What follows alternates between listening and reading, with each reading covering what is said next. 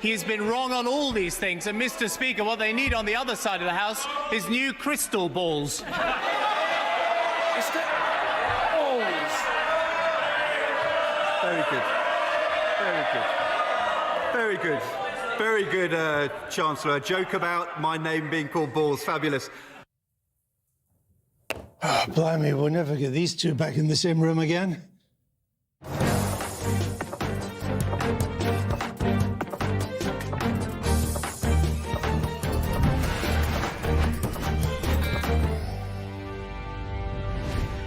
Our politicians and their faithful media caravan obsess daily about inflation, rightly. It's heading for double digits and causing families up and down the land real pain. But it will not stay above 10% for long and will likely be heading down again before the year is out, even if it's some time before it's back to anywhere near 2% where it's supposed to be. The new threat coming down the pike is the risk of recession.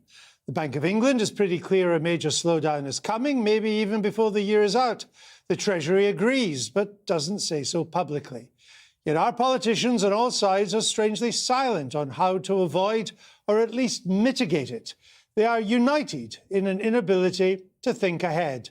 Perhaps that's because our political parties are dominated by economic novices who've never had to deal with a recession, or double-digit inflation for that matter, who have probably had to resort to Wikipedia to discover what stagflation means, who are, in other words, hopelessly out of their depth when it comes to the massive economic challenges we now face. I've been around long enough to know that sometimes the most you can expect from government is not to make things worse. It's a low bar, but still not one the Johnson government has managed to jump.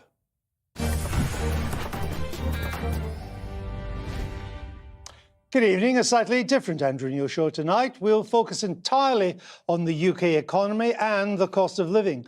I'm joined by two former titans of the Treasury. We only wanted one, but we can't resist a bog-off. Yes, so we bought one and we got one free. George Osborne and Ed Balls. Welcome to you both. George, what should we be more scared of? Double-digit inflation this year or a recession next year? Well, inflation is going to be very painful, but there's not a huge amount, frankly, that we can do about it in the UK, because a huge amount of it is imported from abroad because of the oil shock. And I think you're right in your introduction that, the real focus here should now be on the impending recession or stagnation. Bank of England projecting zero growth in 23 and 24. And there are things that governments and indeed oppositions can do to find their way out of that, or to at least mitigate the worst effects of it. So I think that, if you're looking at the economic policy making and the politics, it's all going to be economy, economy, economy. Ed, more worried about inflation or recession? I think I'm much more worried about recession as of today. There is a risk that inflation and wage inflation becomes endemic at a higher level, and the bank has to have big rises in interest rates to get wage inflation down again. That would be the story of the 70s or 80s being repeated. But I don't think that's the most likely thing. And we aren't like America, where you have a big domestic inflation driving things. These are international events, what's happening with energy prices. I think the problem is for the Bank of England is that they are facing what is from the government a very tight fiscal squeeze. And there's lots of talk about the last budget, what Rishi Sunak gave away or didn't give away. The reality is, last autumn, he put in place really quite substantial tax rises, not just the national insurance rise, but the freezing of the personal allowance year by year by year. I think he was trying to be prudent. I think he also was trying to build a war chest for pre-election tax cuts. But as of today, here and now, this is not the right time to have a big, tight fiscal squeeze in the economy. That's making the Bank of England's job much harder. So I think that the Chancellor needs to come back, not just look at whether he can help individual groups here or there, that's the current debate, but to ask himself the question, is this the right fiscal strategy for our economy at this time? I think this is pretty risky, and I fear that it's fiscal policy which is going to drive us into recession. Was it not a mistake at the time? People's incomes were already being squeezed. Prices were already beginning to rise only a couple of months ago. Wages, although rising more quickly than recently, were not matching the rise in prices. It was clear that a cost of living problem was coming down the pike. It's with us now. And yet he increased national insurance, which cut people's living standards. He froze the thresholds on income tax, which effectively is a rise in people's income tax. Big rise. He, at a time when people were being really squeezed, he squeezed them further. Well, I think he was doing the responsible thing as a chancellor, which is trying to repair the public finances after the huge spending splurge, which I very much supported, during COVID, to keep people at home but in work. And he was not unreasonably, therefore, doing the repair job that comes afterwards. What I'd say to Ed is, he, of course, could not foresee the war in Ukraine, nor did many people. And he does now... But he knew that by the time he did his spring statement. Yes, but it's once you've kind of set in train tax rises and you've built the consensus around it, you've got the vote through Parliament, you can't just sort of change the supertanker like that.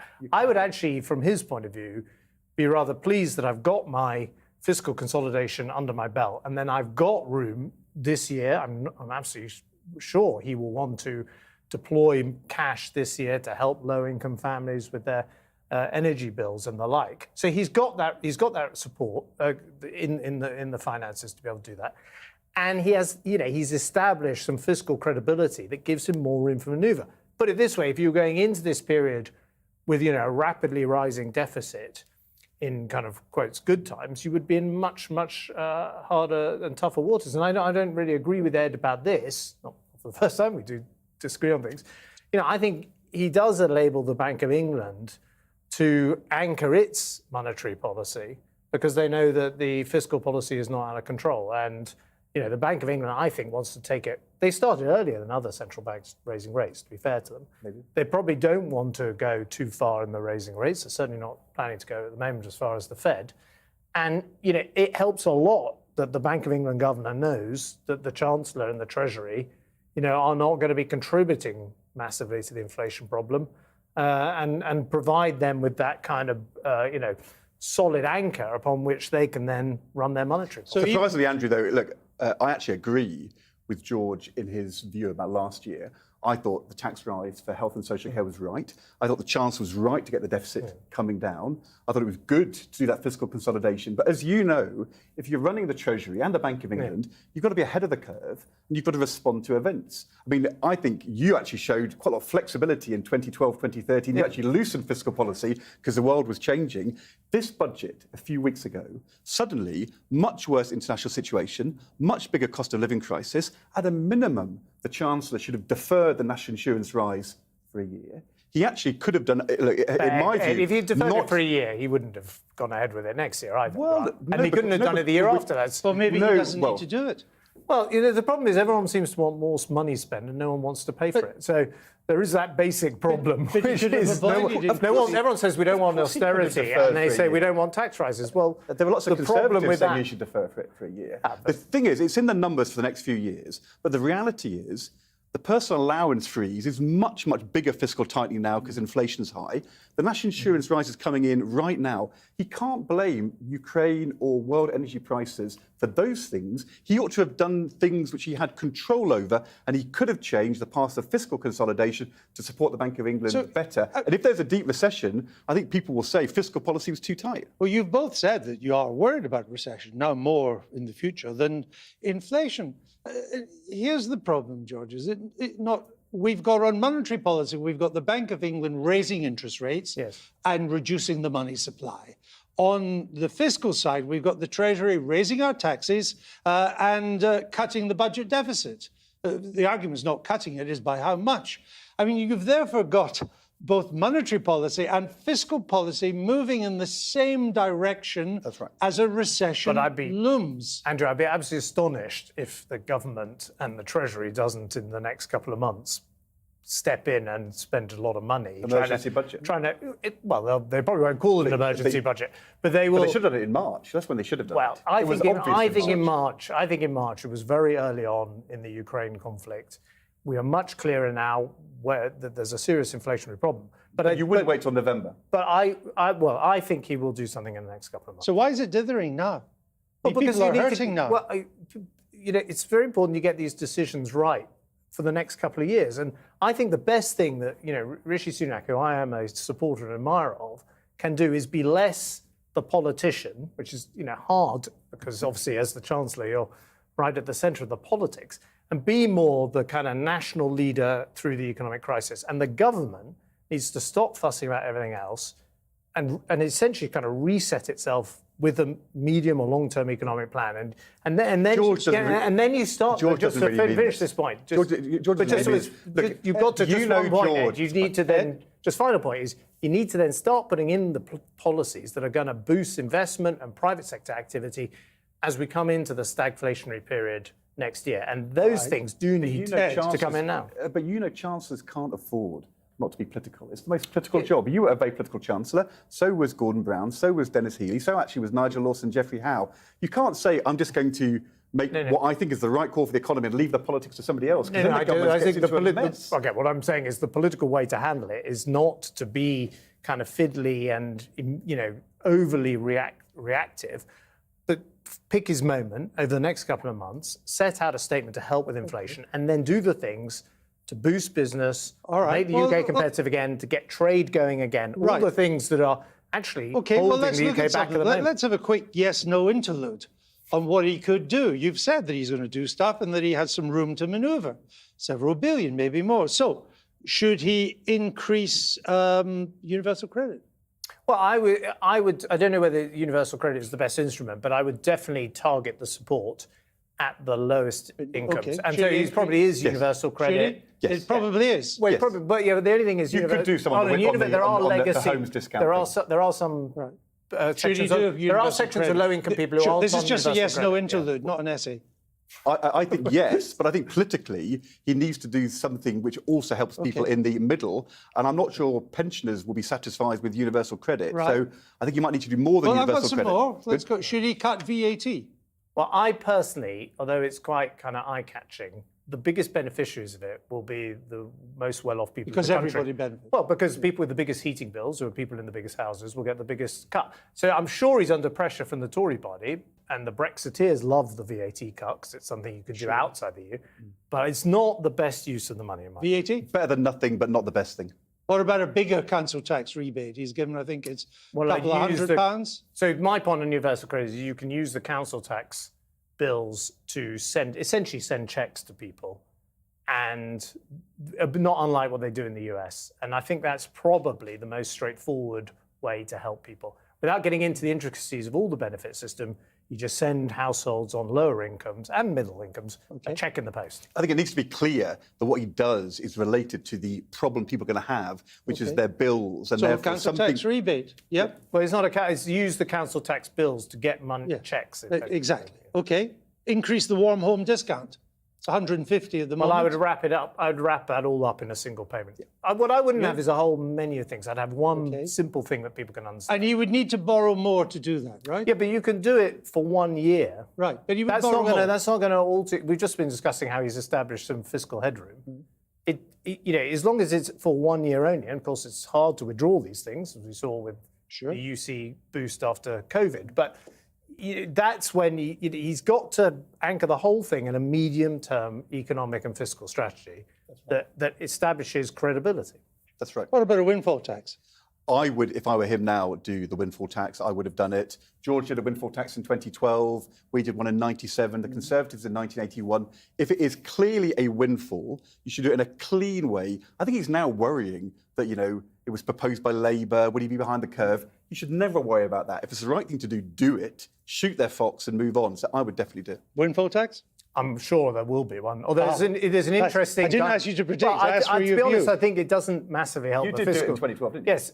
Look, governments do one. Geoffrey Howe, as Ed was pointing out, did one. Gordon Brown. You've done one, so should he do one? So I think he will do one. But I think he will do one. But I have to say, it's not really addressing the serious fiscal problem the country is going to have in the next 2 or 3. It's a one-off...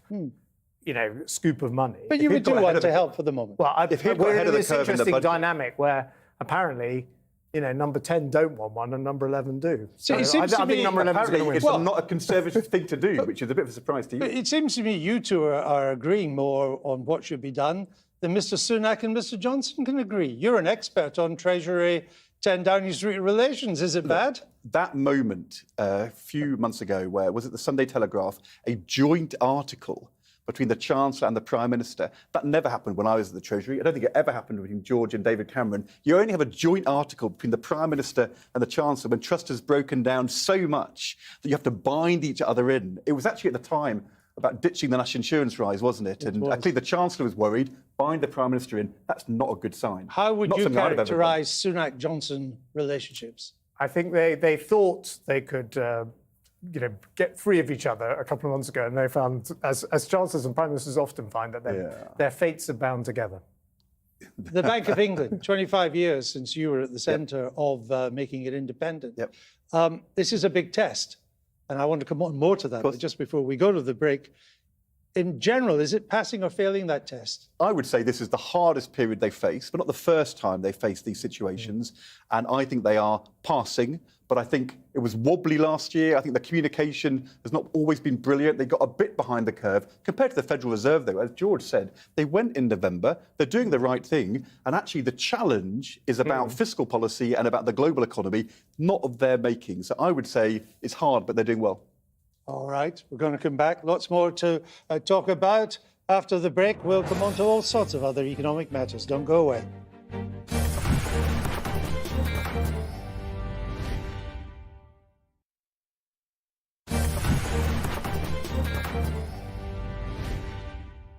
Welcome back. George Osborne and Ed Balls are still with me. They tried to leave, but the studio doors are locked. George, didn't the Bank of England drop the ball? It couldn't have been more wrong about inflation. A year ago, it forecast that inflation now would be under 3%. It's over 9% and rising. Well, I think the institution that dropped the ball was the Federal Reserve, because they told everyone 2 years ago they weren't going to target inflation anymore, that they'd deal with inflation after the fact. And I think that was a serious policy mistake. So it's the Americans what done it. I think, to be fair, the Brits and the Bank of England, it was hard to foresee last year, coming out of COVID, that there'd be this enormous inflation rise.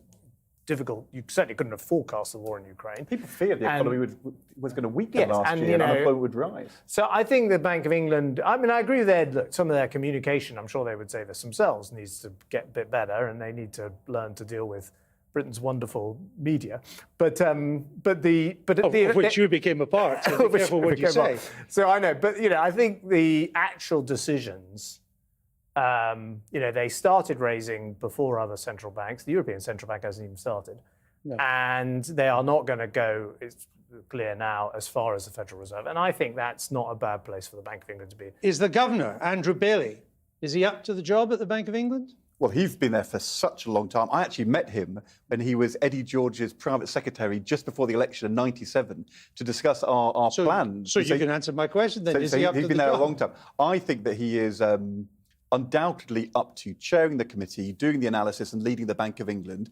I think that the task of communicating in these complex environments is something which is new for him. And I think he is, look, I have to say, I thought on Monday he did well at the Treasury Select Committee, but I think in the autumn, appearing to suggest they were going to raise rates and then not doing it at the next meeting was a bit messy. The bank needs to be ahead of the curve. One other thing just to say, when we made the bank independent in '97, we deliberately put onto the committee people with strong views. You remember Willem Buiter, Sushil Wadhwani, Steve Nichols. You don't think there's enough of that? Well, I think it's good for the governor to have a wider debate between different views. It's quite hard to find. Actually, Britain's economic profession has not thrown up a lot of those sort of public policy economists that you were able to put. I think maybe they also may have appointed some safe people. It seems that from what you're saying, then, the pressure is going on fiscal policy, that's where the action should be to deal with and economic growth. And right. Because I think it's all going to be all about... You got me to my next if we do this interview in a year's time, it's all going to be about how do you get the economy growing? Right. How do you get businesses investing? No, I got how do you that. get people in work? Hold on, let me ask the question then. One of the ways to get growth going is to get investment right. Yeah. When you were Chancellor, you told me many times that cutting corporation tax, the tax on company profits, would increase revenues. Chancellor Sunak tells me that by raising corporation tax, he's going to raise revenues. Now, you both can't be right. Who is? Well, of all the decisions Rishi Sunak's taken, that's the one I disagree with and disagree with publicly. I mean, I thought cutting corporation tax was a way of showing the world that Britain was open for business. And although other countries are raising corporation tax now, which is a different context he's operating in, it's not what I would be doing, but he's got to make his own decisions. And of course, he operates in an environment where the Tory party doesn't want to constrain spending, whereas I had a lot of Tory party support for, and indeed Liberal Democrat support for, constraining spending in order to deal with the deficit. He doesn't have that political option available. And so he's been raising business taxes. Would you raise corporation tax now? Well, we as a country, our business investment is lower than almost every other major advanced economy. It has been for a while. It fell in the first quarter of this year. It's lower than it was now before the pandemic.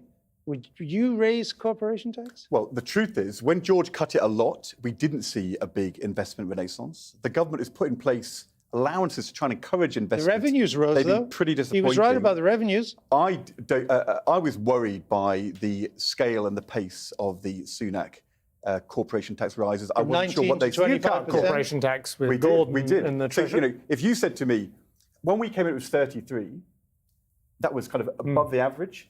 We went all the way down to 19. Of course, when you've got to get the fiscal finances into good order, everybody should make a contribution.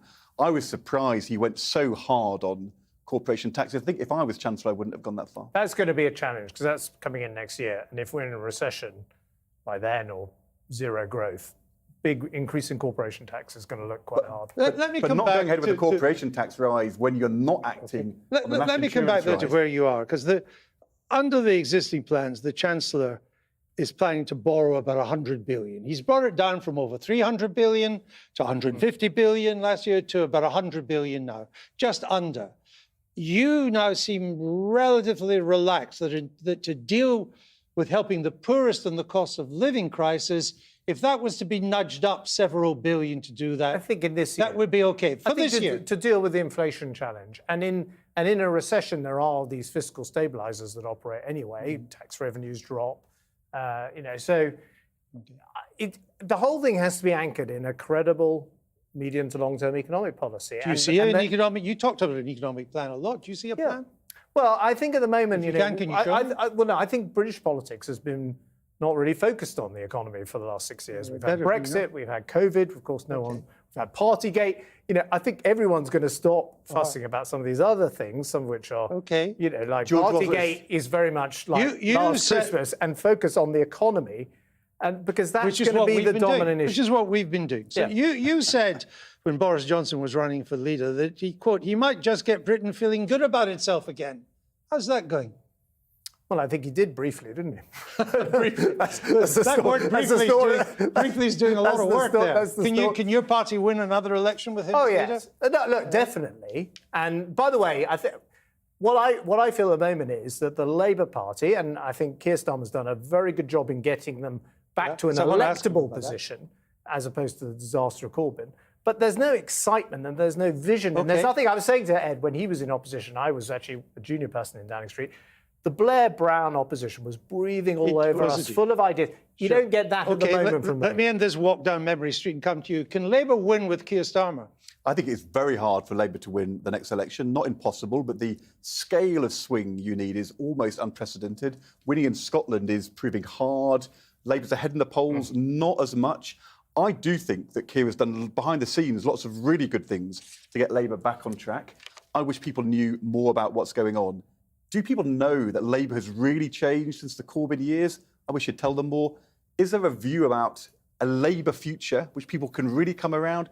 I think at the moment the strategy of the party is to assume and wait for Boris Johnson to lose. I'm not sure that's enough. Any chance you might come back and help him? He doesn't need help. Me, look, like George, I've moved on to do new and different things. And in life, as you know, Andrew, moved on. If things don't work out, you move on to new challenges. I've moved back. Well, it's not the best forward, example, kind of. Whoa. Ed, you answered the question. Come back. That was fantastic. Thank you so much. Now, Just before we go, a couple of things to look out for in the week ahead. This week should see the release at last of the Sue Gray report into parting at Downing Street. Perhaps not the apocalypse now it could have been, but stormy weather for the PM nevertheless. That's, of course, if it doesn't leak first. That's it for this week. I'm off for a TV binge. I've got Nadine's password. You know, the Culture Secretary? She let me have it. So there we are. Bye-bye.